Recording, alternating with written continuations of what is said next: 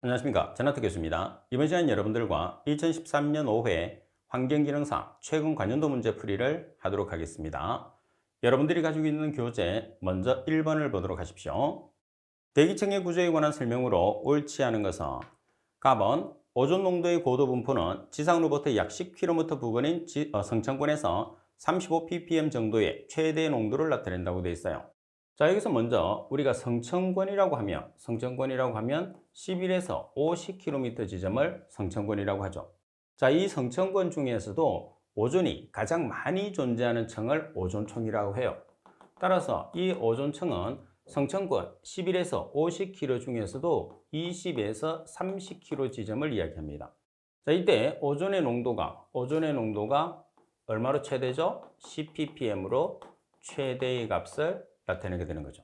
자, 그리고 오존층이라고 해서 20에서 30km 범위만 들어가면 다 맞는 말이에요. 그래서 20에서 25km로 나올 수도 있고 25에서 30km로 나올 수도 있으니까 20에서 30km 범위면 다 맞는 말이고, 그리고 오존의 최대 농도는 10ppm이라는 것을 꼭 기억을 해야 돼요. 10ppm 외에는 틀린 말이 되는 거죠.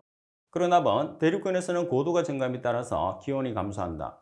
대륙권과 중간권은 고도가 증가하면서 온도가 하강하는 층이고, 반면에 성층권과 열권은 고도가 증가하면서 온도가 증가하는 층이죠. 다음에 열권은 지상 80km 이상에 위치한다. 열권을 다른 말로 온도권이라고도 이야기를 하죠. 다음에 중간권 중에서 상부 80km 부근은 지구 대기층 중에서 가장 기온이 낮다. 자, 따라서 설명이 잘못된 것은 가번이 정답이 되는 거죠.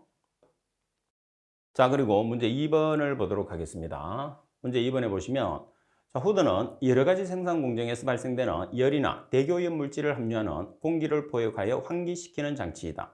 이러한 후드의 형식에 해당하지 않는 것은, 자, 일반적으로 우리가 후드의 형식은 풀이해 보시게 되면 포위형 후드라는 게 있습니다. 그리고 포집형 후드라는 게 있고, 외부형 후드, 그리고 수형 후드, 이런 종류가 있거든요. 따라서 해당하지 않는 것, 배기형 후드라는 종류는 없어요. 그래서 가번이 정답이 되는 거죠. 그리고 일종의 여러분들이 환풍기라고 생각하시면 됩니다. 후드는. 그리고 문제 3번. 세정집진장치의 특징으로 거리가 먼 것은 세정집진장치. 여기서 세정집진장치라는 것은 섭식이죠. 물을 사용해서 처리하는 섭식집진기라고 생각하시면 됩니다. 자, 가번. 고온의 가스를 처리할 수 있다. 맞습니다. 다음에 폐수 처리 장치가 필요하죠. 왜 그러냐면 물을 이용해서 처리하기 때문에 처리한 다음에 발생되는 물은 폐수가 되니까 폐수를 처리할 장치가 필요합니다. 그리고 다음에 점착성 및 조회성 먼지를 처리할 수 없다고 되어 있는데, 점착성과 조회성 먼지를 처리할 수 있는 것은 섭식이 되는 세정이죠. 반면에 처리할 수 없는 것은 건식이죠. 건식은 처리할 수 없어요. 자, 그리고 포집된 먼지에 제비산의 염려가 거의 없다. 제비산이라는 것은 뭐냐면 포집된 먼지가 다시 날아다니는 현상을 우리가 제비산이라고 그러죠. 물로 우리가 씻어서 처리하기 때문에 제비산이 발생할 수가 없는 거죠. 따라서 설명이 잘못된 것은 다번이 정답이죠. 자, 그리고 4번 문제를 보시면 흡수법을 사용을 하여, 자, 여기서 흡수법이라는 것은 뭐냐면 약품을 이용을 해서 가스상 물질을 약품을 이용을 해서 말 그대로 흡수를 시켜서 반응을 시켜서 제거하는 방법입니다.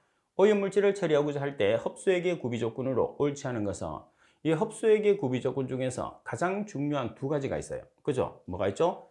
가번과 라번, 두 가지는 꼭 기억을 해야 돼요. 자, 일단은 흡수액으로서 구비 조건 중에서 우리가 계속 반복적으로 사용을 해야 되잖아요. 그래서 휘발성이 적어야 돼요. 휘발성이 크면 그만큼 빨리 성질을 잃어버리기 때문에 우리가 지속적으로 사용할 수 없죠. 자, 그리고 용해도가 커야 되죠. 물에 잘 녹아야 돼요. 그래서 우리가 가격적인 면에서 유리하죠. 따라서 항상 여러분들이 생각을 했을 때 용해도가 크고 휘발성은 작을 것.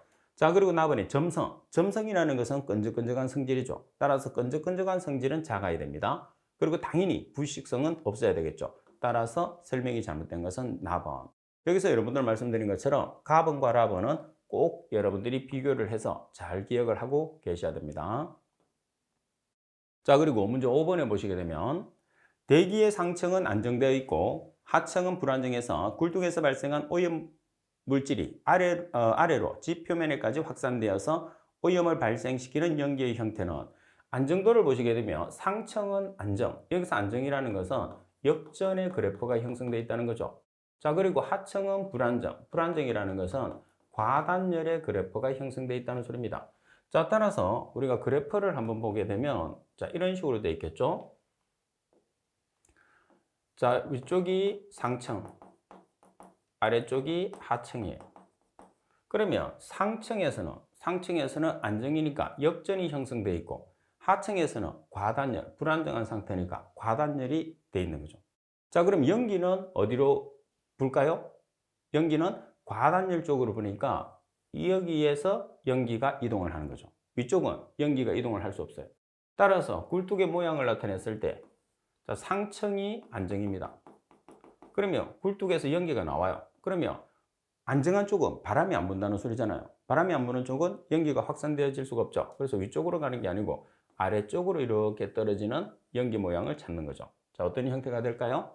훈정형이라는 퓨미게이션이 정답이 되는 거죠. 자, 그리고 가번의 팬닝형 같은 경우에서는 안정도가 역전, 나번의 루핑형 전체가 과단열, 가번은 전체가 역전, 그리고 라번의 트래핑이라는 것은 고공에서는 침강성 역전과 그리고 하층에서는 복사성 역전이 형성되어서 복사성 역전과 침강성 역전 중간 형태로 연기가 빠져나가는 것을 트래핑이라고 해요. 자, 따라서 정답은 답은입니다. 자, 그리고 문제 6번에 보시면 전기집진장치에 관한 설명으로 가장 거리가 먼 것은 전기집진장치 같은 경우에서는 압력이 작으면서도 우리가 미세한 입자를 가장 작은 미세한 입자를 처리할 수 있는 아주 우수한 장치다 보시면 되겠죠. 그리고 전기는 건식과 섭식을 같이 가지고 있는 장치가 됩니다. 자, 가번 대량의 가스 처리가 가능하다. 맞습니다. 전압 변동과 같은 조건 변동에 쉽게 적응이 어때요? 어려워요. 자, 이거 왜 그러냐면 우리가 정상적인 효율이 나타내려고 하면 전기 저항이 10의 4승에서 10의 11승 ohm가 돼야지 우리가 효율이 우수하거든요. 이 범위 자체를 맞추기가 쉽지 않다는 거죠. 자, 그리고 초기 시설비가 상당히 고가죠. 그리고 초기 설치 면적도 상당히 많이 들죠. 반면에 초기에는 많이 들겠지만 유지 관리비가 상당히 적게 들죠. 그죠? 그리고 압력 손실이 적어서 소요 동력이 적다. 여기서 압력 손실이 적다는 것은 얼마 정도가 되느냐면 10에서 20mm H2예요. 자, 여기서 10mm H2는 전기 집진기 중에서 건식, 20mm H2는 전기 집진기 중에서 섭식. 그래서 전기 집진기는 건식과 섭식이 한 몸에 있기 때문에 따로따로 떼어내서 설명할 수가 없어요. 그래서 10에서 20mm H2로 중력 다음으로 압력 손실이 작죠. 자, 중력은 5에서 10mm H2. 반면에 압력 손실이 가장 큰 것을 찾으시오 이렇게가 문제 나오게 되면 주로 뭐가 나오죠? 벤츄리 스크래버가 되죠. 벤츄리 스크래버는 300에서 800mm H2. 그래서 가장 작은 것 찾으라고 그러면 중력이 없으면 전기. 가장 큰 것을 찾으시오. 압력 손실이 가장 큰 것을 찾으시오. 그러면 벤츄리 스크래버를 찾아주시면 되는 거죠. 자, 따라서 정답은 나번이 정답이 됩니다. 그죠? 자, 그리고 7번 문제를 보시게 되면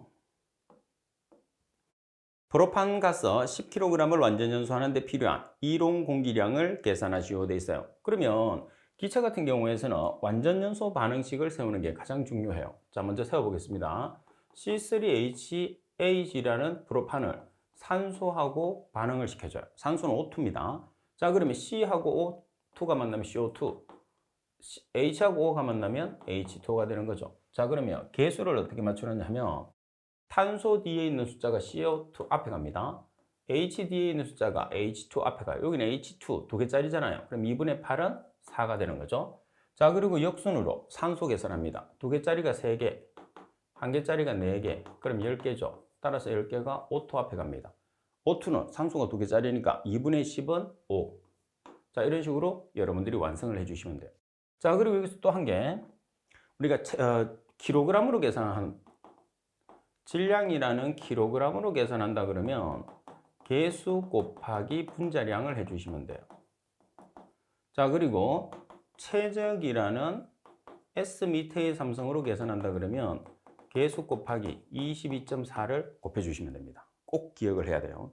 자, 그러면 먼저 우리가 이론 공기량을 계산하기 위해서는 먼저 산수량부터 계산을 해요.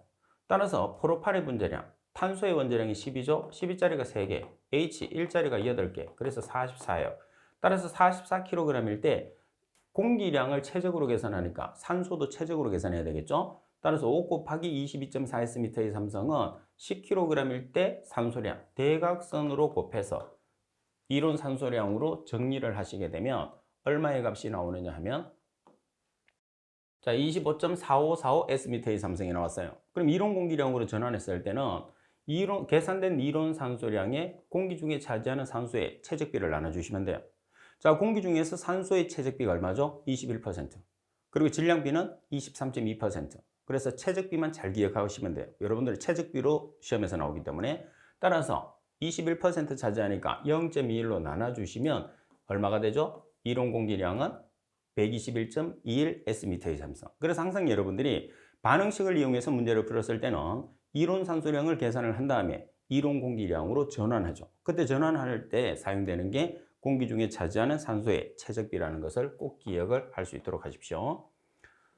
자, 그리고 8번 문제를 보시게 되면 건조한 대기의 조성을 부피 농도가 높은 순서대로 올바르게 표현한 것은 자, 여러분들이 풀이에 있는 내용 꼭 기억을 해야 되는데 건조 공기를 기준으로 했을 때 가장 많이 차지하고 있는 게 질소, 그리고 산소, 아르곤, 이산화탄소, 네온, 헬륨, 메탄 순서로 꼭 기억을 해야 돼요.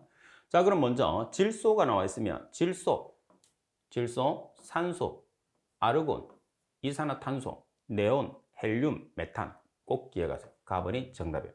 자, 그리고 불활성 기체 중에서 가장 많이 차지하는 것은 뭐냐 이렇게 나오면 불활성 기체라는 것은 반응을 하지 않는 영족 기체를 이야기하는 거죠. 따라서 아르곤, 네온, 헬륨이 우리가 불활성 기체예요.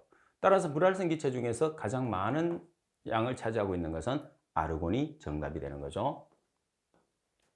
자, 그리고 9번 문제를 보시게 되면 굴뚝의 유효 높이와 관련된 인자와 관한 설명으로 옳지 않은 것을 찾으시오 그랬어요. 자, 여기서 굴뚝의 높이를 우리가 한번 나타내 보면 자, 연기의 상단, 연기의 하단. 그러면 상단과 하단의 중심선을 그어요. 이렇게. 자, 중심선을 긋게 되면 높이의 개념을 이렇게 표기할 수 있거든요. 자, H, 델타 H 두 개를 합친 값을 H2라고 표현할 수 있어요. 그래서 H라는 것은 실제 굴뚝 높이, 델타 H는 연기의 상승고 두 개를 합치면 H2를 유효 굴뚝 높이라고 하거든요. 그래서 유효 굴뚝 높이는 H와 델타 H, 실제 높이와 연기의 상승고를 합친 값이죠. 자, 그럼 여기에서 유효 굴뚝 높이와 관계 있는, 자, 보세요. 유효 굴뚝 높이가 증가하려고 하면 이 전체가 증가해야 되니까 배기가스의 유속이 빠르면 빠를수록 어때요? 배기가스의 유속이 빠르면 빠를수록 멀리 올라가겠죠? 자, 그리고 외기의 온도 차이가 작을수록 지금 배출가스의 온도하고 외기의 온도가 차이가 많이 나면 많이 날수록 멀리 올라가죠. 그래서 여름보다는 겨울에 연기가 멀리 올라갑니다. 클수록.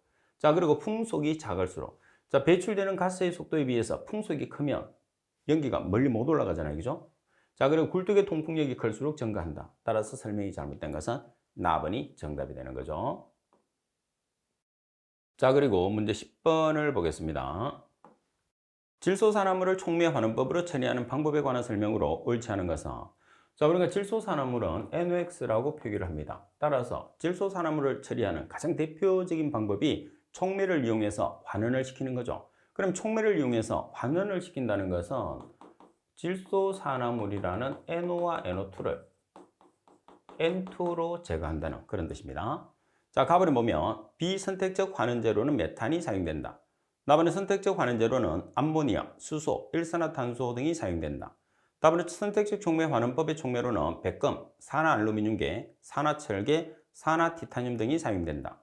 라번 탄화수소, 수소, 일산화탄소는 산소가 공존하여도 선택적으로 질소산화물과 반응해서 암모니아는 산소와 우선적으로 반응을 한다 되어 있는데 라번에 대한 설명이 지금 여기서 여러분들이 보시면 탄화수소, 수소, 일산화탄소 자, 그리고 암모니아 이 내용이 서로 바뀌었어요. 그죠? 따라서 암모니아는 이렇게 또 두 가지를 서로 바꿔야 됩니다.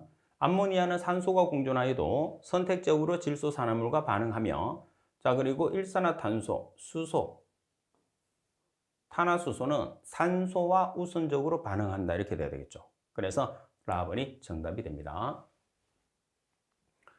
자, 그리고 11번 문제를 보겠습니다. 11번에 보시게 되면 중력 집진 장치의 집진 효율의 향상 조건으로 옳지 않은 것은, 중력 집진 장치라는 것은 말 그대로 중력에 의해서 처리를 하기 때문에 입자가 가장 큰 입자성 물질을 제거할 수 있는 장치죠. 자, 답은 침강실 내의 배기가스의 기류는 어때야 되죠? 기류는 균일해야 되죠. 그래서 입자의 무게에 의해서 우리가 침강이 돼야 되니까, 다음에 침강실 내의 처리가스 속도가 작을수록 밀입자가 포집된다. 처리가스의 속도가 작을수록, 그리고 침강실의 높이는 높고 길이가 짧을수록, 자, 여기에서 침강실의 높이는 어때요? 높은 게 아니고 어때? 낮고. 자, 길이는 어때요? 길이는 짧을수록 아니고 길고, 그래야지 집진 효율이 높아지죠. 그 이유가 뭐냐면 지금 높이가 낮아야지만 서로 입자끼리 부딪혀서 입자끼리 뭉쳐져요. 자, 그 다음에 집진기의 길이가 길면 길수록 장치에 체류할 수 있는 시간이 길어지죠. 장치에 체류할 수 있는 시간이 길어져야지만이 처리가 되겠죠. 그래서 침강실의 높이는 낮고 길이는 길수록 집진 효율이 높아지죠. 여기서 집진 효율이 높아진다는 말과 밀입자를 처리한다는 말은 같은 말이에요. 자, 그리고 침강실 입구 폭이 클수록 유속이 느려지므로 미세한 입자가 포집된다. 그래서 유속이 느려진다는 소리는 그만큼 체류 시간이 길어진다는 거죠. 따라서 중력 집진기 같은 경우에서는 장치에 머무는 시간이 길면 길수록 처리 효율이 높아진다. 이렇게 보시면 되겠죠. 따라서 설명이 잘못된 것은 답번이 정답입니다. 자, 그리고 12번 문제를 보시게 되면 바람에 관여하는 힘과 거리가 먼 것은, 우리가 일반적으로 바람의 4요소라고 하면 기압 경도력, 전향력, 원심력, 마찰력이 있어요. 그러면 이 네 가지와 관계없는 걸 여러분들이 찾으면 되겠죠. 따라서 답은, 특히 여기서 기압 경도력, 전향력, 원심력, 이 세 가지를 바람의 3요소라고 하죠. 여기에서 마찰력을 더하면 바람의 4요소라고 이야기를 합니다. 자, 그리고 13번 문제를 보시게 되면 에탄 1S미터의 삼성을 완전 연소시킬 때 건조 배출 가스 중에 CO2 max를 계산하시오 그랬어요. CO2 max라는 것은 CO2의 최대값을 나타내는 거죠. 그럼 CO2의 최대값은 건조 배출 가스량 중에서 뭐를 기준하죠? 공기비가 없기 때문에 GOD를 기준합니다. 그리고 CO2 max는 항상 GOD, 이론근연소 가스량을 기준을 하게 돼 있어요. 규정에. 따라서 GOD분의 CO2가 차지하는 양 곱하기 100입니다. 그러면 우리가 에탄을 완전 연소를 시켜요. 에탄을 완전 연소시킬 할 때 보면 탄소 뒤에 있는 숫자가 CO2로 옵니다. H 뒤에 있는 숫자가 H2 앞에 오죠. 자, 그 다음에 산소 계산하면 2개짜리가 2개, 4개, 1개짜리가 3개, 그럼 몇 개죠? 7개. 그럼 O2 앞에 오니까 2분의 7은 3.5개. 자, 그리고 이론 건전소 가스량, 기체 상태에서 우리가 GOD의 계산식은 1-0.21 A0 플러스 CO2량. 여기서 A0는 이론 공기량, CO2량이라는 것은 말 그대로 CO2의 개수예요. 그러면 여러분들이 이론 공기량이라는 A0는 최적으로 계산했을 때 산소 개수 나누기 공기 중에 차지하는 산소의 최적비거든요. 그래서 여기서 지금 산소가 몇 개? 3.5개. 3.5 나누기 0.21 플러스 CO2량. CO2량이라는 것은 발생되는 CO2의 개수 플러스 2를 하는 거죠. 따라서 15.1667 S미터의 삼성포 S미터의 삼성이라는 GOD가 나왔어요. 그러면 여러분들 계산된 GOD를 여기다가 집어넣는 거예요. 그 다음에 CO2량이라는 것은 발생되는 CO2의 개수 2개가 CO2량이 되는 거죠. 따라서 계산을 하시게 되면 CO2 max는 13.19%가 나오죠. 자, 그리고 여러분들이 계산하는 문제는 너무 스트레스 받을 필요 없어요. 계산하는 문제, 이 문제는 너무 복잡하다. 나는 계산하는 문제 이 정도는 못하겠다. 그러면 공식에 넣어서 바로 값이 나오는 간단한 몇 가지만 여러분들이 풀어주시면 돼요. 그래서 계산 문제는 큰 비중을 차지 않기 때문에 당락에는 크게 상관이 없어요. 그래서 이론 문제에 여러분들이 집중을 해서 문제 풀이를 하셔도 됩니다. 대신에 이제 공식에 들어가서 우리가 답을 찾는 간단한 계산 문제 정도는 풀어주셔야 돼요. 자, 그리고 14번 벤츄리 스크랩의 특징으로 옳지 않은 것은, 벤츄리 스크랩이라는 것은 세정 집진 장치의 일종이죠. 가번은 소형으로 대용량의 가스 처리가 가능하다. 세정 집진 장치라는 것은 물을 이용을 하기 때문에 장치가 크면 물이 많이 들어가요. 그래서 장치가 작은 소형이 대부분이죠. 다음에 목부의 처리 가스 속도가 60에서 90m/s로 가장 빠르죠. 그리고 다음은 압력 손실은 300에서 800mAh로 가장 큽니다. 집중기 중에. 자, 그리고 물방울 입경과 먼지의 입경비는 충돌 효율 면에서 150대 1이 가장 적당하다. 따라서 라번이 정답이 됩니다. 따라서 여기서 여러분들 속도 60에서 90m/s로 가장 빠르다는 거, 압력 손실이 장치 중에서 300에서 800mAh로 가장 크다는 거. 자, 그리고 충돌 효율 면에서 물방울 입경과 먼지의 입경이 150대 1로 가장 적당하다는 거. 이 세 가지는 여러분들이 벤츄리 스크래버의 핵심적인 내용이 되니까 꼭 정리를 해 놓으셔야 됩니다. 자, 그리고 15번. 다음 중에서 연료의 연소 과정에서 공기비가 너무 큰 경우에 나타나는 현상으로 가장 적합한 것은 공기비가 적을 때는 불완전 연소, 공기비가 큰 경우에서는 완전 연소는 아니지만 완전 연소에 가깝다 이렇게 보시면 됩니다.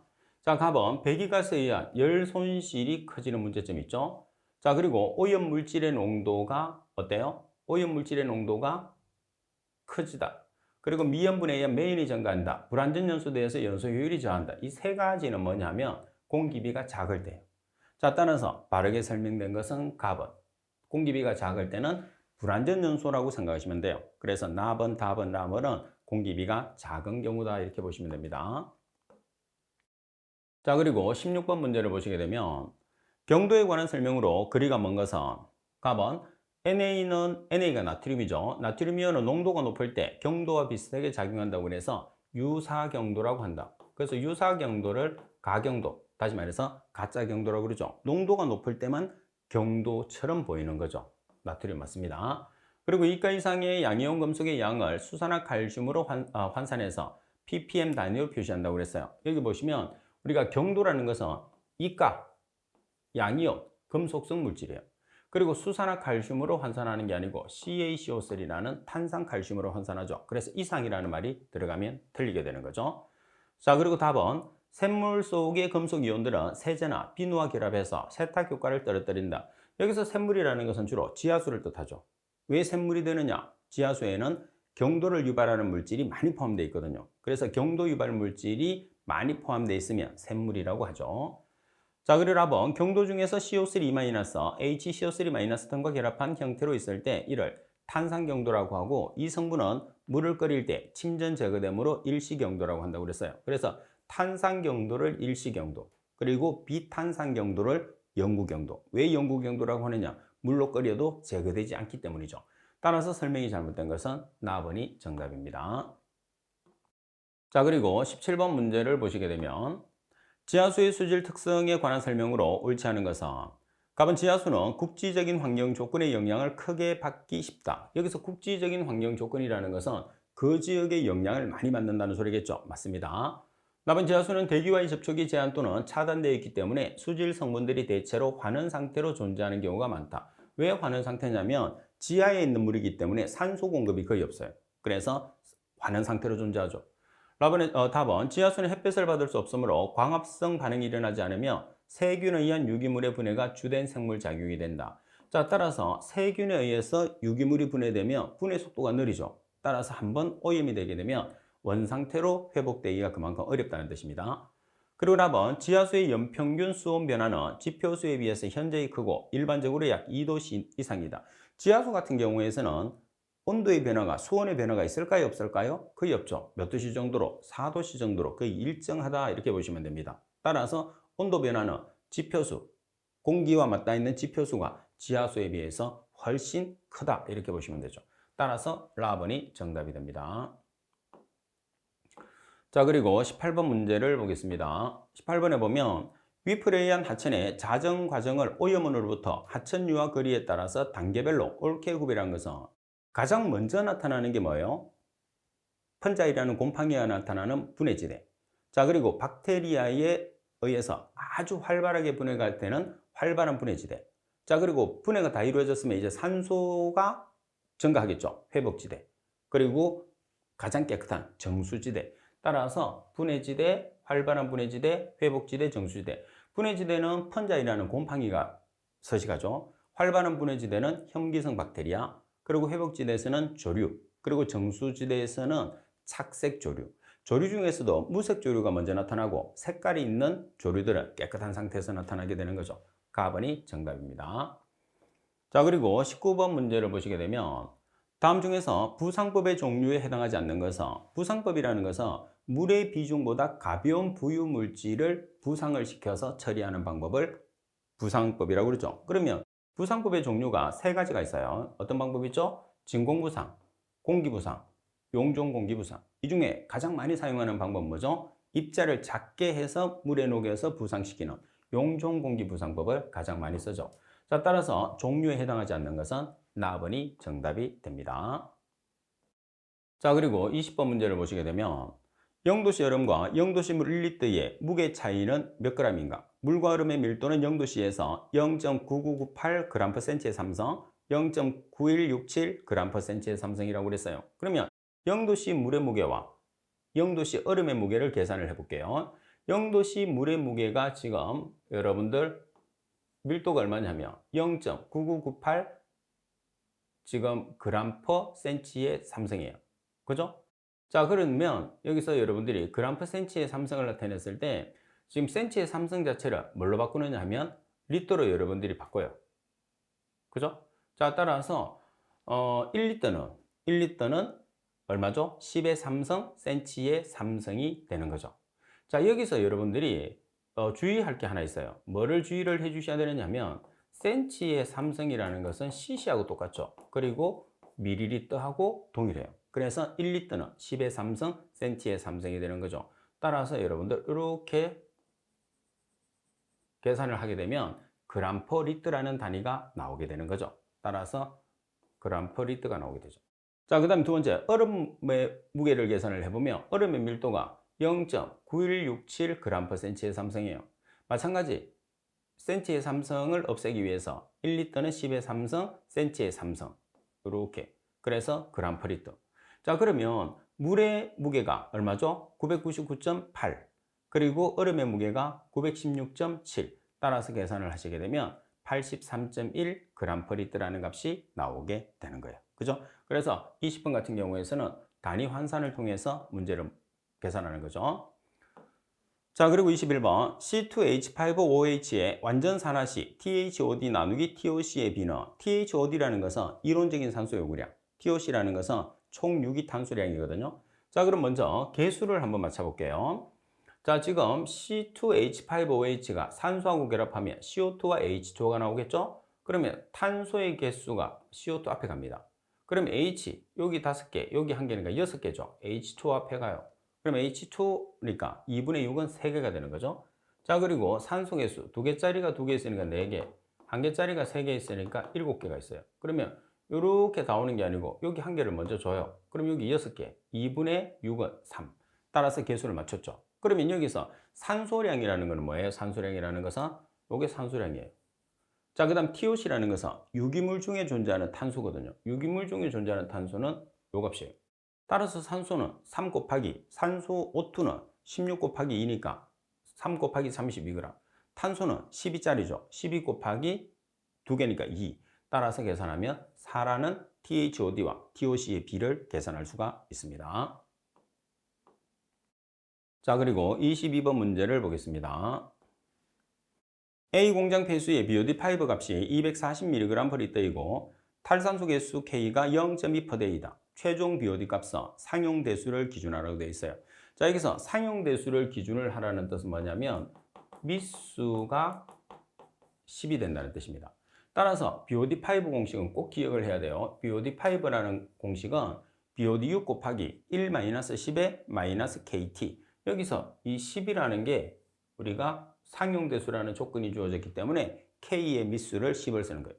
반면에 자연대수라는 조건이 주어지게 되면 10 대신에 뭐를 쓰는 거죠? 1을 쓰는 거죠. 그래서 상용대수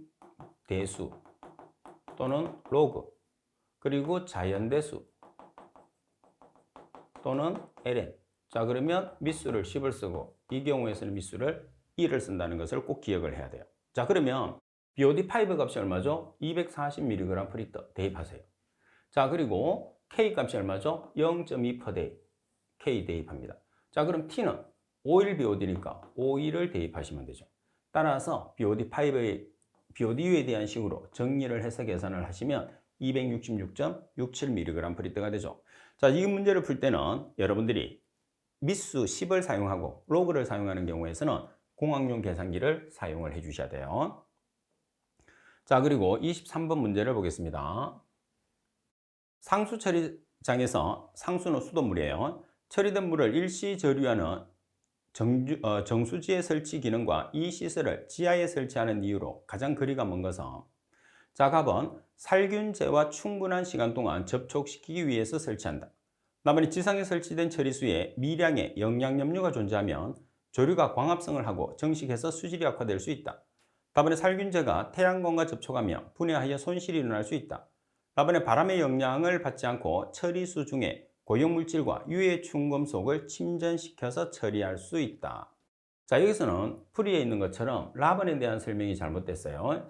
자, 라번의 설명을 보시면 처리수 중에 고형물질과 유해 중금속을, 지금 보시면 고형물질과 유해 중금속을 침전시켜서 제거를 시킨다고 하는데, 지금 고형물질과 유해물질 같은 경우에서 침전은 처리된 물을 일시로 저류하는 정수지 이전에 처리해야 돼요. 정수지에 있는 물은 우리가 사용을 해야 되거든요. 그래서 정수지 이전에 처리를 해야 되기 때문에 라번이 틀렸어요. 정수지에서 처리하면 안 됩니다. 자, 그리고 여러분들 24번 문제를 보시게 되면 다음 오염물질 함유 폐수 중에 알칼리 조건에서 염소 처리가 필요한 것은, 자, 알칼리 조건에서 염소로 처리해요. 그러면 알칼리 염소법이 되는 거거든요. 그러면 알칼리 염소법으로 처리하는 가장 대표적인 물질은 시안이 됩니다. 시안. 시험에 상당히 잘 나오기 때문에 꼭 기억을 해야 돼요. 알칼리 염소법으로 처리하는 대표적인 물질은 시안. 자, 그리고 25번 문제를 보시게 되면 농황산의 비중이 1.84, 농도가 70 정도라면 이 농황산의 몰 농도는, 농황산의 분자량은 98. 농황산이라는 것은 지나온 황산을 뜻합니다. 자, 우리가 몰 농도, 지금 몰퍼리터라는 게 몰 농도 단위거든요. 자, 그럼 몰 농도라는 것은 비중 곱하기 밀리리터를 리터로 환산하기 위해서 10의 3승을 보정을 했어요. 그리고 1몰 나누기 분자량 곱하기 농도 나누기 100인데, 자, 비중이 지금 얼마냐면 1.84, 비중자리 1.84를 대입합니다. 자, 그리고 이 값은 고정이 되어 있어요. 왜 그러냐면 밀리리터를 리터로 환산한 값이기 때문에. 그리고 1몰 나누기 분자량, 여기에서 황산의 분자량이 얼마 되느냐면 수소의 원자량이 1자리가 2개, S의 원자량이 32, O 16자리가 4개, 그래서 98g이에요. 따라서 1몰은 98g이니까 1몰 나누기 98g.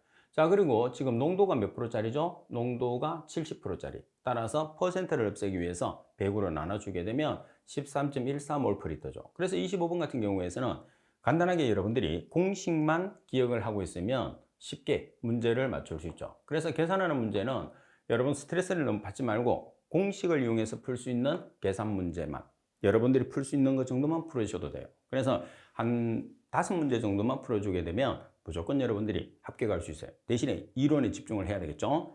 자, 그리고 26번 정수시설에서 오존 처리에 관한 설명으로 가장 거리가 먼 것은, 우리가 살균제 중에서 가장 강력한 살균제가 오존입니다. 갑은 오존은 강력한 산화력이 있어서 원수 중에 미량 유기물질의 성상을 변화시켜 탈색 효과가 뛰어나다. 맞습니다.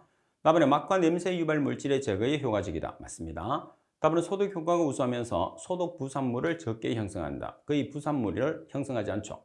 그리고 답은 잔류성이 뛰어나서 잔류 소독 효과를 얻기 위해서 염소를 추가로 주입할 필요가 없다고 되어 있어요. 그러면 우리가 소독제 중에서 잔류성을 가지느냐 잔류성을 가지지 않느냐가 시험에서 상당히 중요한데, 잔류성을 가지기 위해서는 염소가 있어야 돼요. 그래서 염소 소독 또는 염소 화합물 소독은 염소가 있기 때문에 잔류성을 가져요. 그렇지만은 오존이나 UV라는 자외선 소독은 염소가 없죠. 그래서 잔류성이 없어요. 꼭 구별하세요. 오존과 UV라는 자외선은 잔류성이 없고 그 외에 염소 및 염소 소독은 잔류성이 있다. 따라서 라번이 정답이 되는 거죠. 자, 그리고 27번 문제를 보겠습니다. 27번 문제를 보시게 되면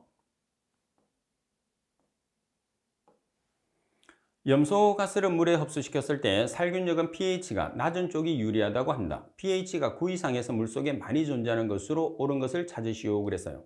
자, 그러면 일반적으로 우리가 염소 소독을 했을 때 pH가 낮으면 낮을수록 아무래도 살균력이 뛰어나거든요. 그래서 이 염소라는 물질을 물에 집어넣었어요. 그러면 pH를 낮게 조절을 하게 되면 HOCl 그리고 Cl 마이너스, 그리고 H 플러스가 나오죠. 따라서 가장 강력한 염소소독 시에 발생하는 가장 강력한 살균제가 HOCl이에요. 그러면 이 HOCl의 pH를 증가를 시켰어요. pH를 증가시키게 되면 H 플러스와 OCl 마이너스가 나오죠. 그래서 pH가 증가됐을 때 발생되는 살균제는 OCl 마이너스, pH가 낮을 때 발생되는 살균제는 HOCl이라고 생각을 해주시면 되겠죠. 자, 따라서 pH가 지금 보시게 되면 pH가 9 이상이에요. pH가 9 이상이라는 것은 pH 7을 기준으로 했을 때 pH 7보다 높으면 pH가 크다. pH가 7보다 작으면 pH가 작다고 표현하거든요. 그래서 pH 9 이상에서는 HOCl에 비해서 뭐가 많이 발생하죠? OCl-가 많이 발생하죠. 자, 반면에 pH가 작으면 작을수록 HOCl이 많이 발생합니다. 자, 따라서 OCl-가 많이 존재한다고 되어 있으니까 나번이 정답이 됩니다. 자, 그리고 28번 문제를 보겠습니다. A 도시에서 발생하는 2000m의 삼성포대의 하수를 1차 침전지에서 침전 속도가 2m/day보다 큰 입자들을 완전히 제거하기 위해 요구되는 1차 침전지에 표면적으로 가장 적합한 것을 찾으시오 그랬어요. 자, 그러면 우리가 하수량이라는 것은 여기서 지금 하수량입니다. 하수량은 표면적 곱하기 침전 속도로 계산하거든요. 여기서 침전지의 표면적 곱하기 침전 속도로 계산을 해요. 그러면 식을 표면적에 대한 식으로 정리를 하시게 되면 하수량에서 침전 속도를 나눠주면 되겠죠. 따라서 하수량에서 침전 속도를 나눠줘요. 그러면 간단하게 우리가 표면적이라는 1000m의 제곱을 계산할 수 있죠. 그래서 여러분들이 두 개의 단위를 보면 미터의 삼성 per day, 미터 per day. 그럼 여기서 얘를 나눠주면 뭐가 나오죠? 미터의 제곱이 나오니까 미터의 제곱이 바로 면적, 표면적이 되는 거죠. 자, 그리고 29번. 다음 중에서 슬러지 평화의 지표로서 가장 관계가 깊은 것을 찾으시오 그랬어요. 그러면 슬러지 평화 또는 슬러지 벌킹이라고 하거든요. 그러면 이 슬러지 평화나 슬러지 벌킹을 나타내는 게 뭐냐면 SVI라는 슬러지 용적 지수를 뜻하는 거죠. 따라서 이 슬러지 용적 지수라는 SVI가 50에서 150이면 정상 침강, 그리고 200 이상이 되면 벌킹 또는 평화가 발생하는 거예요. 자, 여기서 벌킹이나 평화가 발생했다는 소리는 펀자이라는 곰팡이가 과다 증식한 거예요. 그리고 정상이라는 것은 박테리아가 성장을 하고 있다. 그렇게 여러분들이 보시면 되겠죠. 자, 따라서 정답은 SVI가 정답이 됩니다. 아시겠죠? 자, 이번 시간 수업은 이것으로 마치도록 하겠습니다. 수고하셨습니다.